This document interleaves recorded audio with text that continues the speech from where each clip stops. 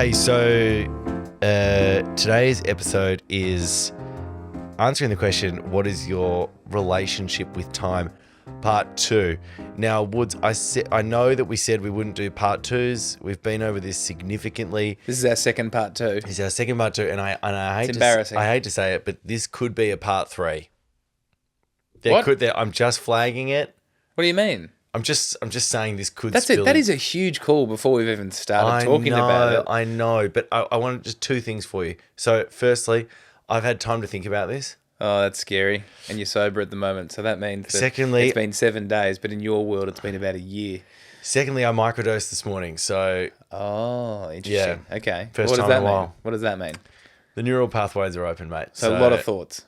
Yeah. A lot of thoughts. Okay. All right. I think it's good we've labelled that. It's good we've labelled that. You've thought about it. A, you've thought about it. And then B. Before you go into Zoom, I want you to know what you're up for. Yeah, we're going to get deep, aren't we? We could. Now, Okay.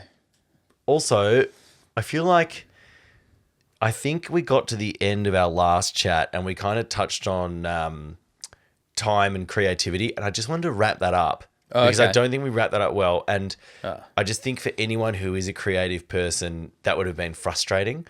Okay. And- Where remind me. What was our attempted wrap up? Do you want to know? I think I need to get on that page because I made a FIFA reference about running on and off the ball. So just to clear that up. I think I've removed that. Yeah, I know. It was awful. That may have even been edited out was- between yeah. me and Lewis. We had a chat offside. Just make sure you remove that FIFA reference. Everything else was great. Remove your clap and the FIFA reference. I think the bit we got to, and I really want everyone, I don't know if we can put a link up or anything, but there's a very old talk about John Cleese on creativity, which we've both borrowed heavily from in this conversation, and you should all go and watch that if you're interested in as to how creativity works, because I've never seen or heard anyone talk about creativity as well as that. And he dives into time, and he touches on this bit that I tried to touch on with the running on and off the ball, which was bad. Yeah. But what I was trying to get down is that time as pressure is important in creative work. Having a deadline. Yep. But it's also it's this double-edged sword where you have to feel as if you have enough time. So Sure, and that's what he talks about in the talk on creativity. So Hard to get that happy medium though. well, Do you know what I shocking, mean? and that's why a lot of people have. And I think you and I, what we got to on the last episode was that you and I provide both sides of that coin. Because I think you're very good at off the ball. I'm going to drop the FIFA thing. Oh, yeah, please don't go back. I think you're very good at time management in terms of when we're out of the actual creative space. Yes. And I'm very good at time management when we're actually in the creative space. Yes, And I yes, think yes, you yes. need both things in order for, and John Cleese goes into this, in order for your creativity to work. And that's why a lot of people have managers. Sure, yes. I remember interviewing Kevin Parker from Tame Impala when he wrote Currents, and I said to him, "Is it done?" Like and he said, "It'll never be done." But that's why I pay a manager, because I literally have someone that I say to them, "On this date, you rip this thing out of my hands." And from one name drop to another, I famously watched The Hobbit in Peter Jackson's ranch. Oh, we're back. We've First covered time. it. We have covered this. Oh, have we? I think so. I think so. No, carry on. Have we covered this, Lewis? The Hobbit, Peter Jackson bit? No, maybe not. Wow. I'm not sure if I Okay. mentioned this. We've definitely mentioned my whole junket experience in New Zealand. Yeah. Interviewing people was horrific. I think we've covered that. Yeah. But what we may not have covered is the fact that, so I was in his ranch watching The Hobbit for the first time, and the word was he had finished editing what we were about to watch about 45 minutes before we actually watched it. Yes. And just to add to your point, Yes, from wasn't- Kevin Parker to Peter Jackson. I'm not sure who's a bigger name there. yeah, well, they're just huge in their own industries. That's a great duel. That's a great duel. I think Jacko's got him. I feel like that's a little bit of a. I feel like that's kind of like, when the World Cup's on and you're not really sure how two teams are going to go again. It's like a Peru versus Croatia. It's like, geez, these teams would never have met normally. Sure. How are they going to go? Great battle. These two Great juggernauts of different fields within the entertainment industry. Yeah. I do think Jacko's got him, though. He made Lord of the Rings. Anyway. Kevin Parker's probably probably recognised, I would say, as the most talented contemporary Australian musician of the last probably 20 years. Yeah. If not, I would say that. Okay, I'd say both, he's right. Yeah, they're both juggernauts. Okay. Anyway, well, and they're both obviously very similar in creativity then, because they recognise. Jacko was like, the movie's not done. Yeah, he said literally exactly the same thing. It was like, it's not done. It just had to be it's got to be handed in by a certain time. Yeah. To people that fall asleep in the movie. I wish he had more time though, because if he had a few more days, maybe he would have cut out an hour. Universally recognized. I follow a lot of Lord of the Rings Reddit subreddits, as you can imagine. Of course you do. And universal conversation is the fact that The Hobbit takes too much license and is too long.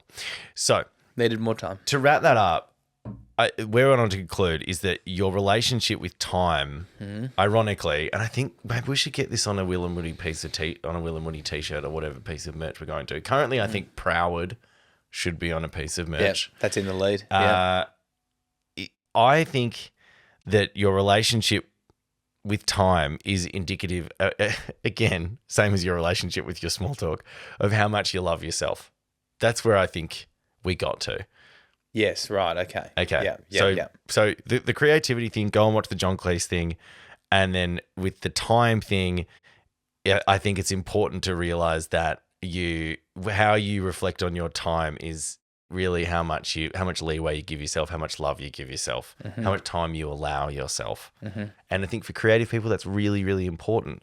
That's why they can indulge in this freedom and this time and this space, and they need someone else to come and be the time master for them, because they're like, I'm about to go play with myself. I like to reward myself after a good creative session.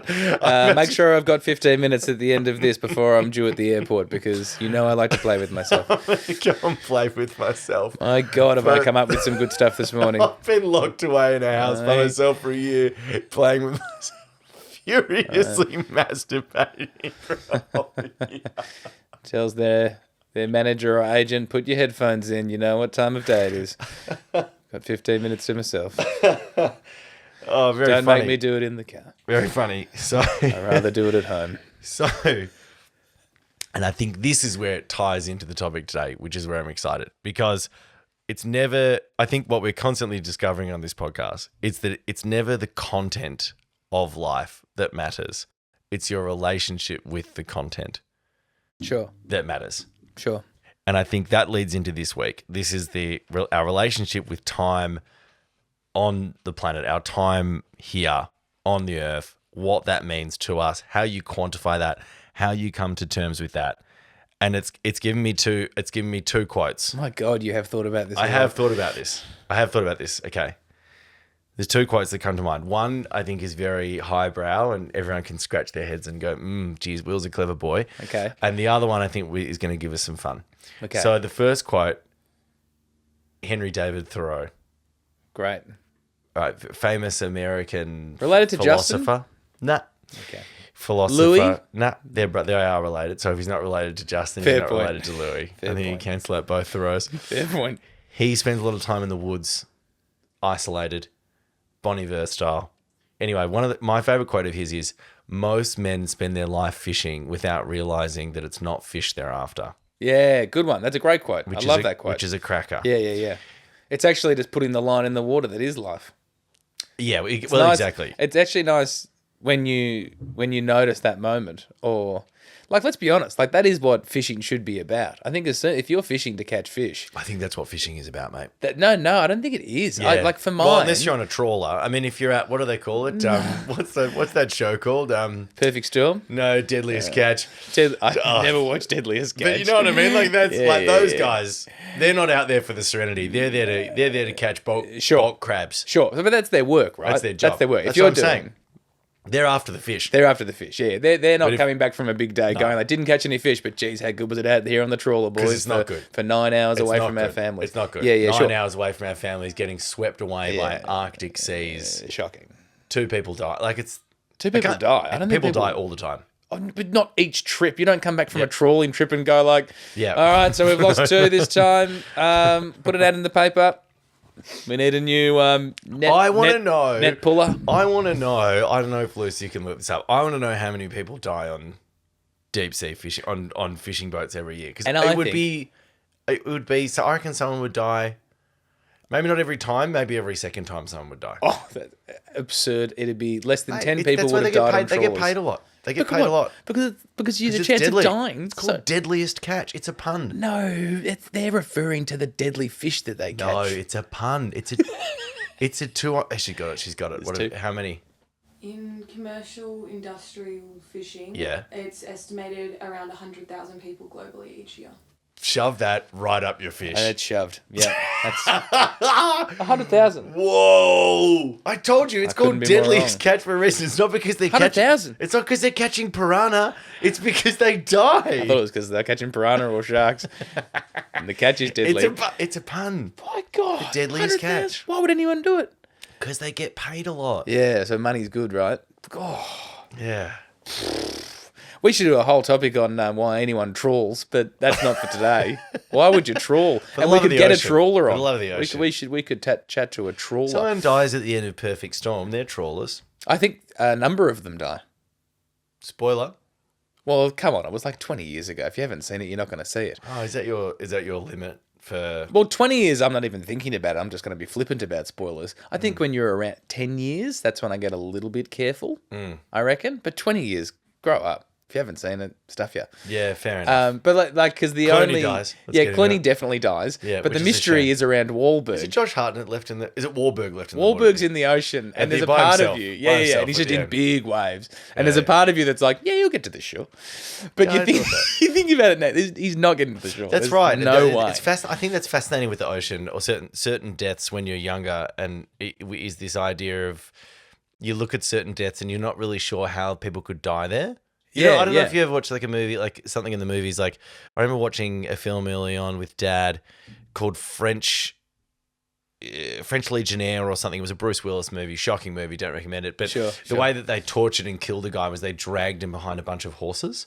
Oh, and I remember looking at that going, how are you dying there? Yeah, like, that just looks like a bit of fun. Like, first of all, he's going over sand because they're in the desert. It's like wakeboarding on sand. It's like, have fun. Actually, might be in it. I thought that was an afternoon activity. Yeah, do a trick, Bruce. Guys, we haven't got a water park, but what you can do is get dragged by the horses.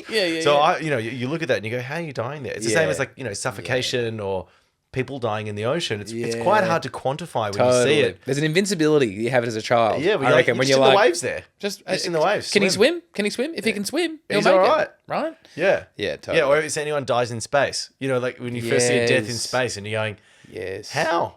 Yeah, 100%. How? When the bit for me with space that always got me as a kid was, when they'd missed their target. Like they jump, it's in every space movie, and they go to grab, has there's an obstacle coming, because they didn't have anything else to write about. So at the end of the day, guys, what can we do? Well, we're going to need 2 obstacles moving, and there's no wind resistance. Yeah. And if we miss it, we lose everything. It's over. That's the plot. But every time. Come up.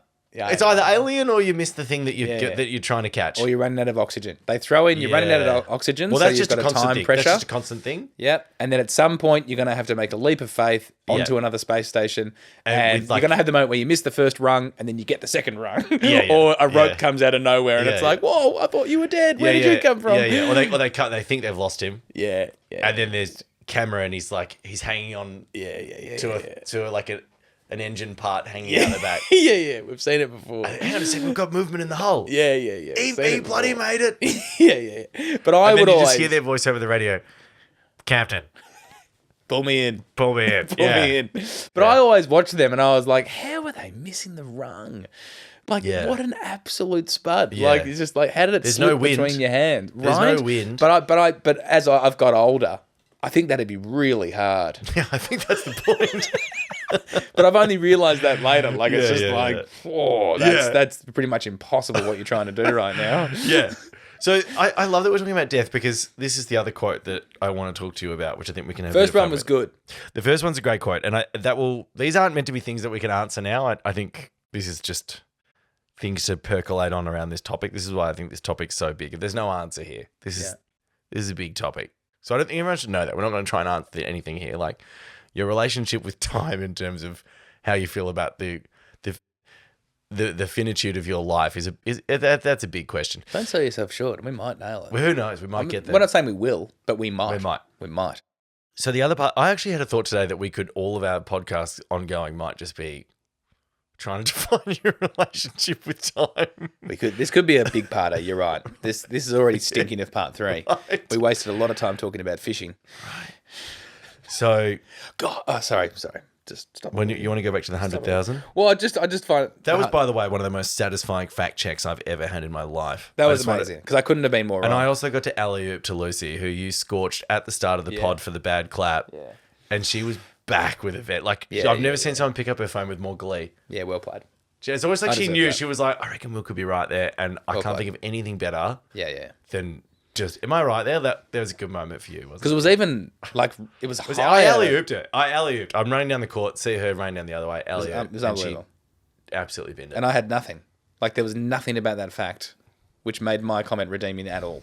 Like, you were so comfortably 100,000 people, wasn't it? It was no conjecture. It was like, just so high. 100,000 people die on fishing boats a year. To the point where my only defense was to question, like, are you sure you've read that right, Lucy? And she had. She has. So, I'm glad we're talking about death, though, because the other quote that I want to bring you to, which you're going to love. Yes, okay, great. Well, I love the first one. Love the first one. I'm going to take us to the movie Troy. Great. Brad Pitt. So he's obviously playing... Coincidentally, a character in Troy is also dragged behind a horse carriage. Hector. After he dies. Yeah. Yeah, but that's not the cause of his death. No, yeah, true. Spoiler there as well. Old movie. Old movie. 20. Let's just make 20 years the limit. Okay, yeah, sure. So Achilles is famously if you didn't know, he's a demigod, right? So he's got a mortal father, but his mother is a goddess, sea nymph. Yeah, I think. So he's a demigod. So he's got these supernatural abilities. I think in mythos, he gets dipped in the river Styx by his mum. She holds him by the Achilles. She pinces him by the Achilles. Well, where else is she going to hold him? Well, chuck him in and then swim after him. Dive in and get him out. Or dump him the other way. It's the river Styx. You know what the river Styx is? It's the river that they have to go on to get to the underworld. So if she drops him in there, he's gone forever. Okay, well, dunk him by his Achilles and then flip him over and then dunk him by his head. Oh, yeah, that's good. Go for a second dunk. She's obviously not a double dipper. At a party, she'd never double dip a chip. Well, she's a respectful sea nymph. Well, it's caused her child to die. Which is wild, because I thought sea nymphs were kind of frisky, but anyway, it turns out this one's got manners. Not a double dipper. No, she's got manners. And I also thought it was funny. Well, I also kind of thought that, obviously it's a myth about Achilles that he gets... dunked in the river by his Achilles because I think obviously this is part of explaining, because if you look at your Achilles, it's almost like someone's pinched the back of your heel. Yeah. So that's what the story is obviously about as well. That's why she held him there, because that's the bit where you can hold on to if you were going to pincer a part of your leg. Yeah, yeah. Which is kind of cool, I thought. Anyway, so... Still hard to hold a child by the Achilles. I didn't try it. No, neither. Imagine if you're in the birthing suite going, let me just... Let me try what that sea nymph did and see if it worked. I reckon the obstetrician would faint. Sorry, mate, could you just get me a bucket of water? I want to give something a go. So she dangles him into the river Styx and she holds him by the Achilles, right? Yeah. So, and the other reason I think that she holds him by the Achilles for reference is because his name can't be Finger going forward. It could be. But it's not as cool as Achilles. His name, the greatest fighter in the world, is not called Finger. True. Achilles is a great name. She could have held him, but a safer part of the body probably would have been his dick. But he's, the best fighter in the world is not going to be called Penis. Yeah, but he would still be living today, you'd think, because you can easily put a cup over your penis. Right. There's a lot of safer options, but I think obviously the sea nymph thought to herself, I've got to hold him by something, A. B, I'm not a double dipper. Yeah. So can't double dip. And I want my son's name to live and ring through eternity. Hang on. What name do I want ringing through eternity? I can't call him Nose. No, silly.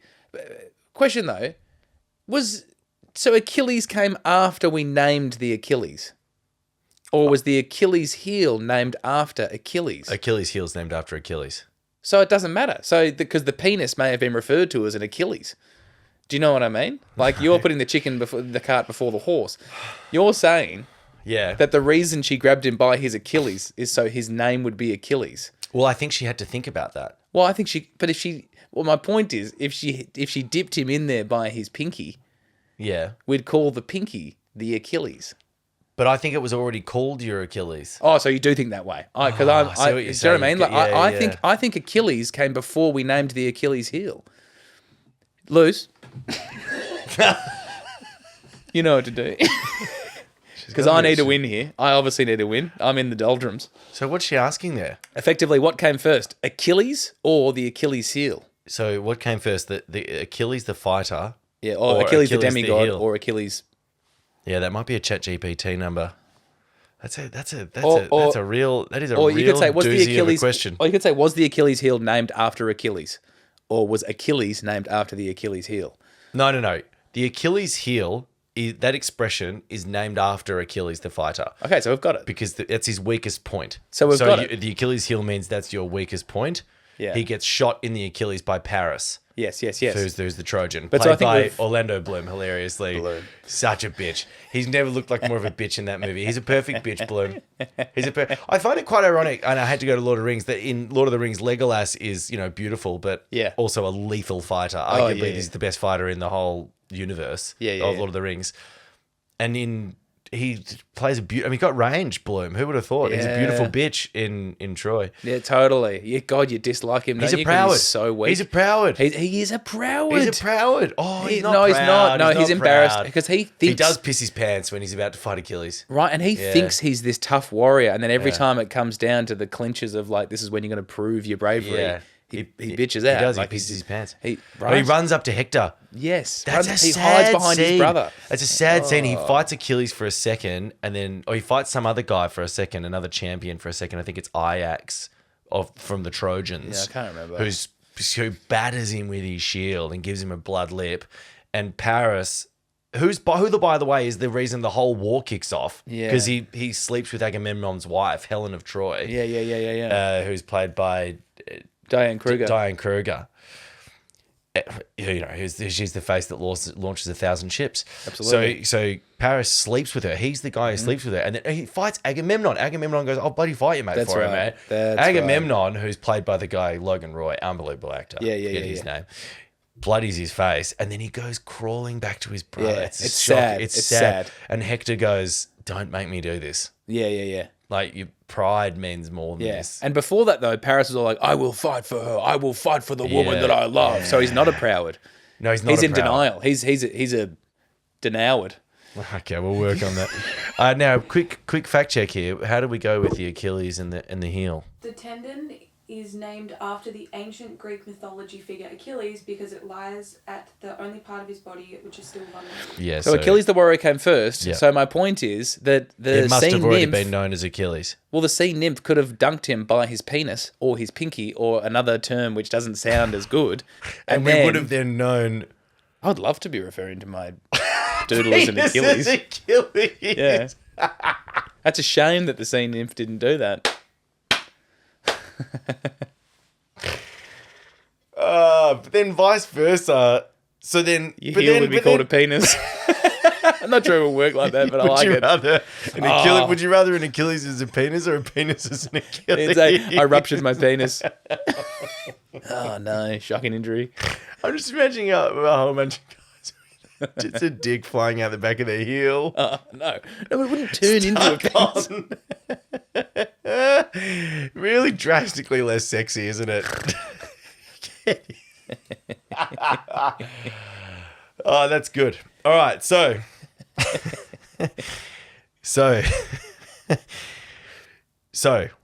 he's got this god figure mum. So he's got contact with the gods Achilles. He's across them. Yeah, if anyone, totally. By the way, if you want to, we're obviously talking about Troy here, but you and I have both read the Song of Achilles, Madeline Miller. Yes. You want to go and read a great book.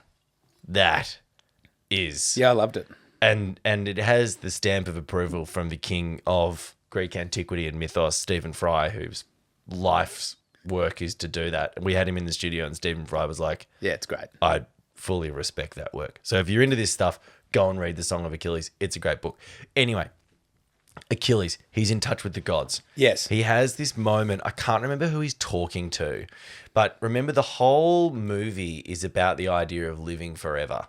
Yes. Right? He's like, what's the speech? You can either live forever and no one will know your name, or you will die and the world will know your name. Yes. So there's this whole idea of when he's with the Memurians, who are the lions who he fights with, and they're on the ship together. Yeah. And he's what does he say?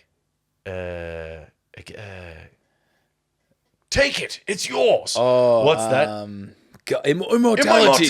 It's yours. It's yours. Take it. Take it. Yeah. Right, and that's what he's saying. Like, if we die here, we're going to be remembered forever. Yeah. But that's really what he becomes obsessed with. Yes. Is this idea of his name living throughout eternity, right? It's the only reason that he goes to the war. He doesn't care for the war right. that Agamemnon is running. He doesn't care about land. He actually hates the king. He does. But he loves the idea of becoming a celebrity. That's right. He hates Agamemnon, but he goes, you know what? This is my chance for my name to live forever. Yeah. And there's this great bit then, the converse side of that, which I think is the most fascinating part of death, is that death gives life meaning. And there's this line that that Brad Pitt, who by the way is so fucking gorgeous in that movie, like I don't think he's ever looked better. You know he's in his 40s. Is that right? Unbelievable. Shut the front door. Yeah, no, I know. All right. Outrageous. We can talk more about Brad Pitt in a The scene where second. he's washing himself by that basin. Oh, the body. Anyway, the hair. Everything. A Macedonian, which is, effectively what he would have been back then. It wouldn't look anything like that, but No, not a hair on his body. he's waxed like a porpoise from the neck down. Yeah. But I think that, so there's this line where he says to, I think it might be Rose Byrne, who by the way is also brilliant in that movie. He says to her, do you want to know a secret? And she says, what's that? Because she's a priest, remember? She's devoted to Apollo, the sun god. Yeah. He says to her, the gods envy us because our life ends, because we have this relationship, and it's definitive of anything that you have a relationship with in life, which is it's going to end. And with anything, if it's going to end, if it has a time period, then you appreciate it more. And that's the whole point, is he's like, I know I'm going to die here, and I have to die here, but that means I'm loving my time here. Yes. And I don't take it for granted. Yes. I'm going to get more out of my time. And I think this ties into our whole discussion around appreciating your time here, because I think that we spend our lives either trying to remember or trying to forget that our time in life is limited. Either because we realize that our time is limited and hence life is really precious, or that is too painful to come to terms with. So we spend our time trying to forget that. Or just not think about it, just ignore it. Just ignore that is a reality that all of us are going to face. It's the most relatable thing that can happen to a human being, I would say. Death. It's probably the only thing you can say this will happen to all of us. Yes. Everything else, it's, there's high percentage. Well, there's an old joke of death and taxes, two guaranteed things in life. Haven't heard that, but great. Unless you live in the Cayman Islands or Monaco, which I'm interested. Leighton Hewitt's laughing all the way to the bank on that one. It's a good point. You see it in any vampire movie as well, right? That's the Twilight bag, isn't it? Any movie you see where someone has immortality, they're just the most depressed, sad characters because everyone they love dies. Like, everyone's aging around them. They don't age. Yep. It's just horrific. Yep. If you use Brad Pitt again, when he's Benjamin Buttoning, it's horrific. He might be getting younger. But weird movie. It's strange. Never got movie. it. No, I didn't mind it. I just liked very old, decrepit baby Brad Pitt. It was weird. I loved that. I loved that, Brad. Yeah. Voldemort, really. Yeah. We were talking about the Voldemort baby thing before. Yeah, absolutely. I like that. Yeah. So it's hard. Who made this claim, though? Like, it feels like this is in all sorts of literature and film, this idea that if you are immortal, you will be sad and depressed. Can we just play in the space, though, where it's like, say we're granted immortality. Yeah. I think it would also be pretty good. It's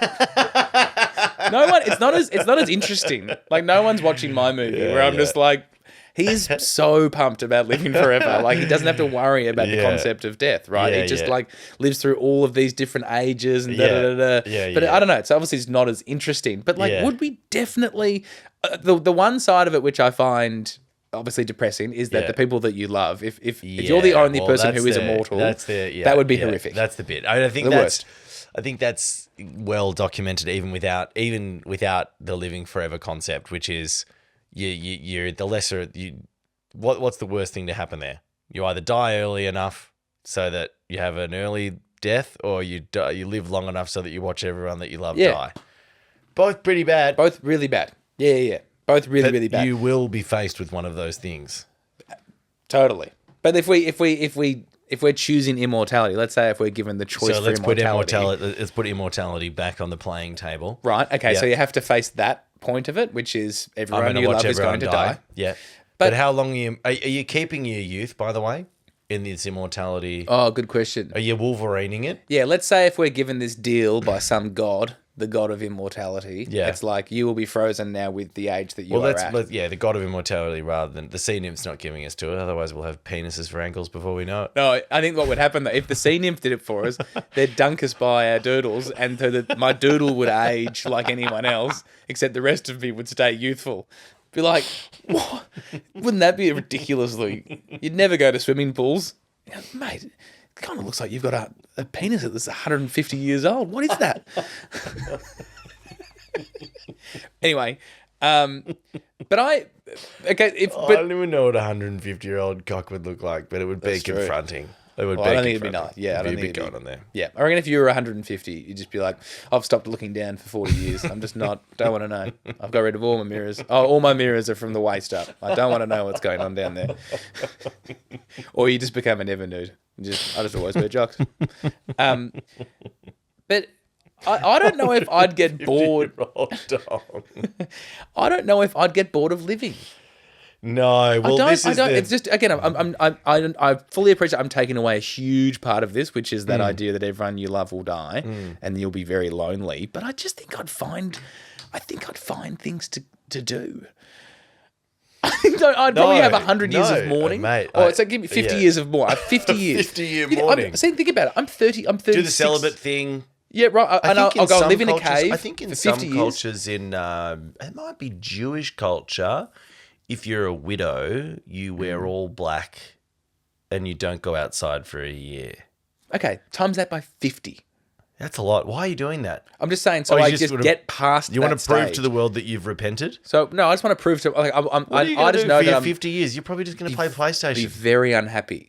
Okay. The point I'm trying to say is proving to everyone that you want to be unhappy. Well, I'm not proving to anyone. I honestly don't think I would be happy. I think I'd be all the people I love. Everyone's loved died. Okay, I'm going to a 50 years of mourning, and I'm just going to sit there and just be like, "This is awful." Like, I'm just going to throw it in there, which is horrific. Like, we've both got kids. Your kids would die. Oh, don't say that. No, but you got to take that into account, right? Horrific. Right. That's what I'm saying. I need 50 years, at least, in a cave where I'm like, I don't know if I want to be here. Like, but I think at the end of that 50 years... I just imagine you coming out, oh! I don't remember them at all. They were a lifetime ago. Remove all evidence that they existed. I just imagine you coming out with like a cigarette in your mouth. Like, what's that? Bever did a bad thing. I'm back. So then throw your leg over a Harley. But then, right? And then I jump on the Harley, right? And I drive in, and I'm like, whoa! Like, look how much the world has changed in 50 years. Yeah. You know, maybe I can try and make some new mates. Or to be honest with you, I wouldn't bother. I'd be like, I'm not going to become friends with you because you're just going to get old and die. That sounds awful. Okay. So, okay, it's lonely. All right, I'm starting to understand now. I was like, I'm really sorry, but there's going to be a point here where you're going to have to connect with someone again because you need to feel good about yourself. Just shallow interactions. All right, well, that sounds like a good 500 years. That sounds like a great 1,000 years. Just shit relationships. Yeah, just shallow. Just never take it deeper, like catch up for drinks and then just ghost people. Just constantly ghost people. Sounds great, man. That sounds like a good life. Yeah, no, you're right. I think we've war gamed it. I don't think you'd want. Okay, let's go on the other side though, which is death. You wouldn't want to see. This is the point where you're effectively. It's really funny how quickly life becomes hell. Yeah. Like that is hell. Yeah. That's just hell. Yeah, That's yeah, just yeah, that. it is. You're in a situation like a good. Like if I said to you, "Hey, you're in a place where you will live forever, but you can't actually connect with anyone because then you're going to have to watch them die." Mm. Yeah, and that it's a pretty sounds big like caveat. that sounds like probably the worst place on earth. Yeah, right? Like, yeah. oh, that sounds like the worst place in the universe. That sounds like hell. That is hell. That is hell. I mean, that's why, That's vampires, the whole idea is that they give up their soul, then they live forever. Yeah. Because it's like you're in hell on earth. This is hell on earth for you. You get all these powers, you get to live forever. Congratulations, but you just lost the best thing in life, which is, ironically, the fact that you're going to die. Yes. That is arguably the fact you cannot have life without death. Death and life are the same thing. Or that you'll be connected to people. The best part about life is your connection with people. And your connection with people is contingent upon the fact that your time with them is finite. As soon as it's not, you cannot. No one can connect with someone who won't die. Well, as soon as it's not, you treat them like shit. As soon as it, like shit. Oh, because you don't want to. You don't want to die. Who cares? You don't want to lose. Well, them. no. If everyone's living forever, nothing matters. If time goes forever, nothing matters. Oh, hang on now. Slow up. If everyone got all immortality, I'm down. No, overpopulation, significant issue, but I don't want to get into that. No, but nothing matters though, Woods. But hang on, if you said to me right now, all the people that I love right now, so I've got my daughter, I've got my wife, I've got you, I've got my family, right? Yeah. And you said to me right now, and did a little deal, I can sign on the dotted line, and you said immortality to you and all your crew, all your buds. I'm taking it. Yeah, it does sound good. I'm taking it.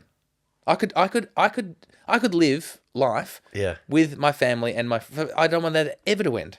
I think that does sound good. It sounds unbelievable. Because what we haven't engaged in, and I get a little bit weird around this because this is the thing that people don't want to talk about. Yeah. Right?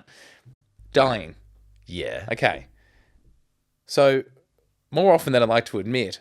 Yeah. And this happened. This started for me when I was very, very young. Yeah. You just have those moments. Yeah. And I don't know if this is like if everyone does this and just doesn't talk about it, or whether this is like a unique thing to me. Yeah. But you have that moment usually just before bed, probably because all stimulus is gone and you finally engage with what's going on in your brain, where you comprehend the fact that a day will come when you die, and dying isn't just like. Dying is you forget everything. You're gone. You're gone. There's no memory of anything. Everything is like, as I talk about it now, there's a visceral reaction going on in my body of like, oh my God, that's happening. That is going to happen one day. Yeah. Part of me sometimes will entertain because that's a heavy thought to have. You're not the only one who would have that fear. Like being afraid of death is, I would say, up there with heights and has to be big dogs. Probably most people's biggest fear. Has to be. Death by big dog. Imagine that. Shocking. Anyway, but then you can, within that, entertain the idea of like, why... And this obviously starts dipping into religions and whatnot, and I'm not necessarily a very religious person. Part 3 is calling. But what, religion? No, just... That'd be a big one. I know, right? Like, I mean, this topic is it's as dense as it is wide. But then I go, and I'm not sure if I've have fully embraced this, but it definitely makes me feel better. The idea of death being... Because at the end of the day, no one knows what happens when you die. That's right. That's the most amazing thing about death, is that no one can comment on it. It's the ultimate mystery. It's all... everyone is assuming what happens when... And sure, there's scientists that'll give physiological reasons or evidence-backed assumptions or claims as to what happens. But at the end of the day... No one knows, because once you're dead, you can't communicate back to the people that are alive. Yeah. There is a thought of mine where it's like, okay, well, death, I will, like, my essence, my soul will survive, and I will be able to watch my daughter grow up, and I will be able to still be with people that are still around. Of course, it's a lovely thought. But is it just a thought? Or is for now, yeah, it is 100%. Yeah, but it's nice to go like, yeah, I reckon that'll happen. Yeah, of course it is. And it's whatever really makes you feel good about it. But I think that for me, it's funny you mentioned religion there, because I think that religion apart from Buddhism and Eastern, everything kind of born out of Buddhism. So Taoism and everything that comes with that, which is the Buddhists have a reincarnation thing going on, but you're getting reincarnated as something that doesn't remember its previous life. You're just getting spat back into the world, which is pretty much. I agree. Largely I agree with that. I die, my ashes go into something, and then I'll be a tree, and then one day a chipmunk will eat something on my tree, berries. And then who knows? You just get born back into the world. You're constantly you're recycled, which I think is beautiful. But your point of the fact that you have this something after this life where you get to live on and some watch level of on. consciousness within whatever. I think that engaging with that dilutes what's right now. I disagree with that. What if this is it? What if this is only it? And I think that living really closely with that, like thinking about that all the time, can bring a lot of clarity to how you actually go about your life. Because you're not, you don't get, there's no round two. There's no second chance. As far as we know, you're right. As far as we know, what we have right now is a complete mystery. Yeah. Fuck knows what's going on. And consciousness is this thing where they literally, they literally cannot explain it. They cannot explain what is going on, why consciousness is the way that it is, why the lights are on. Wild. There's nothing to explain it. People in computers basically think that you've seen the movie Deus Ex Machina, right? Yeah, love but there's this that whole movie. idea. It's the same with Westworld. This idea that computers basically get smart enough so that once the vibrations in the ones and zeros vibrate fast enough up to a certain point, the lights turn on and they become conscious. Yeah. And they start going, well, hang on a second, what about me? Yeah. There's nothing to suggest that is actually the case or that actually will happen. That consciousness isn't born of matter. It's not born of the fact that you have a certain amount of things in your brain. It's not the electrical signals. It's the fact that you're aware of the fact that you're aware. It's the fact that you're able to look back on the time in the universe and go, oh my God, I am stardust that exploded 13 billion years ago. Like that in and of itself, if that is not mystifying and stupefying and completely overwhelming enough for you to go, wow, this is pretty special right now. The fact that has to end, for me, makes this so much more special. Yeah, totally. And I think that any entertainment, and this is just my opinion, any entertaining of the fact that there is something beyond this. Yeah. I think you're trying to have two bites at the cherry. I think you're trying to double dip. I'm kind of on the scene. So even because being your essence living on for me doesn't seem actually that good. Like it could be a prison. Like the idea of viewing without being able to interact. That doesn't sound that appealing to me. Yeah. Like it's not like I'm saying, afterlife is going to be. Oh, can't wait for that. Can't wait for stage 2. I don't think it's going to be enjoyable per se. If you know what I mean. I had a funny conversation with your brother actually about we were pretty we had a couple, and he where we were at a gig, okay, and it's pretty late, and I don't know how he got into the topic, but effectively he was saying that he will what do Catholics. The confession, what's that called? It's when you say, forgive me for my sins. Confessional. Confession, but what's that? You do something. You repent. You repent. Yes. So George, your brother, was saying to me, he's like, I think I will repent. And I was like, awesome, man. Awesome. And then what? George said that to you? Yeah. And I was like, strange God, thing to say. and I was like, my repent would be a bloody shopping list. Like there'd be a lot to repent. Yeah. As any human being, I imagine. Yeah. So I think this is a good point to finish on. Your brother, and then we'll have to go into part 3. I'm sorry. I think this might wrap it up. All right. No, definitely won't. No. Go for it. But so we could do a whole podcast on this. Anyway, we just brother, did one, man. Your brother, no, as in like, I mean like the podcast is come back to me. This, as in like the episodes all talk about this. Oh, okay. Like, Anyway, anyway, that's what I'm saying. It could be the pod. The pod could just become time. Yeah. With what do you? Well, I think it could just be like death. Death. I mean, both strong themes. I'd actually be interested to know, like, how many people tuned out when we really started engaging with or confronting the idea that you're going to die. Like that, for a lot of people, it's just like, bloop, nope. Anyway, which is, I think, is the wrong way to go about it. Anyway, your brother, he's like, I'm going to repent. And I was like, cool. Shit, yeah. How good. And he was like, and he said to me, he's like, I don't necessarily fully believe that, like, after you die, you go to these gates and there's a bouncer there with a list. Yeah. And it's like, you, George McMahon, I believe you repented, good son. Yeah. Get on in here. You're in heaven. Da-da-da. He's like, I don't necessarily believe that. But he's like, I just hate to die. Yeah. And then you do go somewhere. Yeah. And have the moment where you go, oh, bugger. I didn't repent. Yeah. And it's real.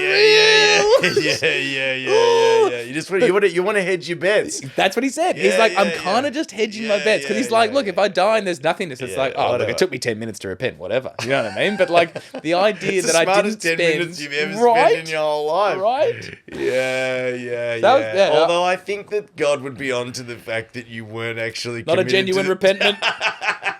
I overheard a conversation you had with a guy at a gig. Where you were talking about the fact that this was just hedging your bets. 2025, corner hotel, you're gone. You're either in or you're out. See you later, you are out. Yeah, that's Savage from St. Peter.